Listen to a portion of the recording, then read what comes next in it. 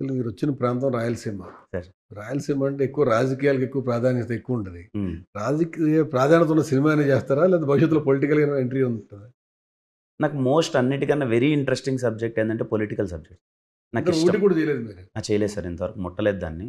ముట్టితే అదే చెప్పాను సార్. అంటే నెక్స్ట్ 3 ఇయర్స్ తర్వాత కొంచెం టైం తీసుకొని ఒక పెద్ద సినిమా చేస్తాను సార్.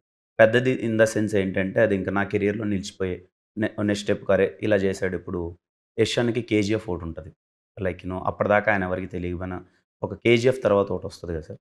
ఈవెన్ నాకు కొన్ని ప్లాన్స్ ఉన్నాయి సార్. బట్ 3 ఇయర్స్ ఏంటంటే వెరీ రిలేటబుల్ సబ్జెక్ట్స్ ఇంకా ఆడియన్స్‌కి దగ్గరే.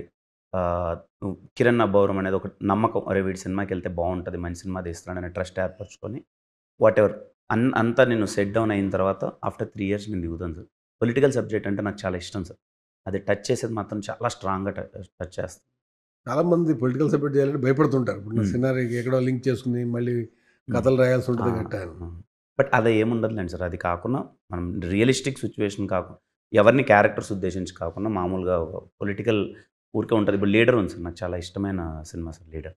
అలా ఉంటాయి కదా సార్ ఏదైనా చేద్దామని. అంటే మలయాళం బేస్‌లో ఎక్కువొస్తున్నాయి మనకి ఈ సినిమాలు. హ్మ్. అది పొలిటికల్ బేస్ సినిమాలు అది. తెలుగులో మొత్తం స్ట్రెయిట్‌గా మొత్తం ఒకటే ఫార్మాట్ 2, 3 ఫార్మాట్‌లోనే ఎళ్తా ఉన్నారు. అదే. అంటే సినిమాలో రాజకీయాలు మీరు భవిష్యత్తు రాజకీయాల్లోకి వచ్చే ఉద్దేశం ఏమైనా ఉందా? ఇప్పుడిప్పుడు ప్రస్తుతానికి హ్యాపీగా సినిమాలు ఎందుకని? హ్యాపీ ఈ సినిమాలు ప్రస్తుతానికి మైండ్ సెట్ అంతా సినిమాల మీదే ఉంది సార్. ఇక మంచి సినిమాలు చేయాలి. మంచిగా అంటే పేరు తెచ్చుకోవాలన్నంత ఉంది సార్. రాయలసీమ వాళ్ళంటే యాక్చువల్‌గా హ్మ్. పొలిటికల్‌గా ముందు అగ్రెసివ్‌గా ఉంటారు.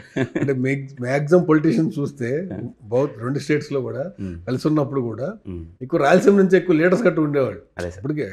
ఇప్పటికి చూస్తున్నాం గదా! బేసికల్‌గా. హ్మ్. అంటే ఆళ్ళ ఎనర్జీ దాంట్లో సినిమాల కన్నా పొలిటికల్ పవర్ ఎక్కువ కనిపిస్తా ఉంటది. ఉంది సార్. అందుకని మీకేమైనా ఉందా అని అడిగింది దాని గురించి. ప్రస్తుతానికి సినిమాలు హ్యాపీ.